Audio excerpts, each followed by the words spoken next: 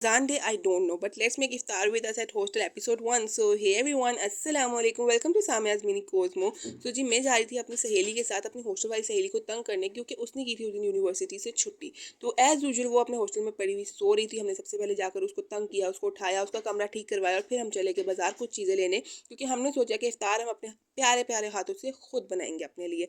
We decided to make 3 dishes for our इफ्तार, जिसमें सबसे पहली रेसिपी थी जी चॉकलेट वाली खजूर की, जो रोजाना मेरी इंस्टाग्राम फीड पर आती है और मेरा रोज़ा ख़राब करने की पूरी कोशिश करती है। तो हमने सोचा आज हम उसको बना ही डालें।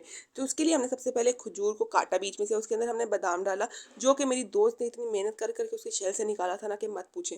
उसके अंदर हमने क्रीम डाली और उसको हमने साइड पे कर दिया। साथ ही साथ हमने थोड़े से गर्म पानी में अपनी चॉकलेट्स को डाल दिया ताकि वो अच्छे से मेल्ट हो जाए, और सारी हमने खजूरें प्रिपेयर कर ली। और फिर जी हमने लिया 2 से 3 टेबल स्पून दूध और उसमें डाली अपनी मेल्टेड चॉकलेट और उसका अच्छा सा टेक्सचर सा मिक्सचर बना लिया, इतना कि वो खजूर के ऊपर अच्छे से उसका जो है वो कोट हो सके। फिर जी हमने सारी खजूरों को अच्छे से कोट किया और फिर हमने उसको रख दिया फ्रिज में इफ्तारी तक के लिए, ताकि वो अच्छी सी ठंडी हो जाए, अच्छी सी सेट हो जाए। कुछ ऐसी दिखेंगी हमारी खजूरें बाद में।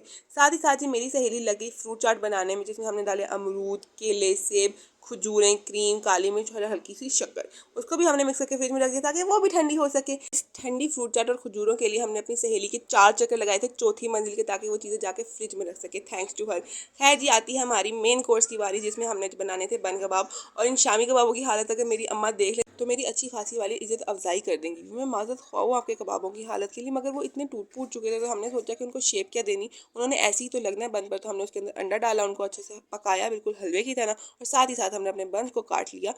और इन बंस की हालत कुछ इस तरीके की थी कि इनको हाथ लगाओ और ये गिर जाए। मतलब यार इतनी खस्ता हालत थी कि आधे तो ये सेकते सेकते में ही ज़ाया हो गए। मतलब ये चाहते ही नहीं थे कि हमारे मुंह तक जाए। भाई बता दो तुम नहीं चाहते कि हम तुम्हें खाएं।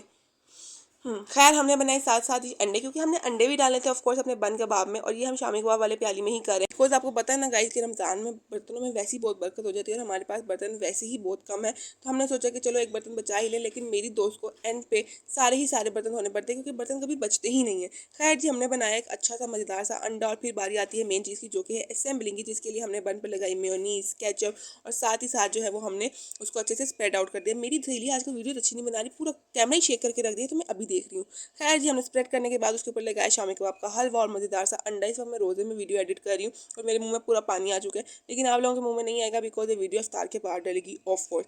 खैर जी हमने लगाया उसके बाद दस्तरखान, जिसमें हमने रखे अपने बन कबाब, चना चाट जो कि मेस से आई थी, अपनी फ्रूट चाट, चॉकलेट वाली खजूर। हमें तो इकट्ठे इफ्तार बनाने का और करने का बहुत मज़ा आया, और अगर आपको भी मेरी वीडियो देख के मज़ा आया so do like subscribe. Okay bye bye.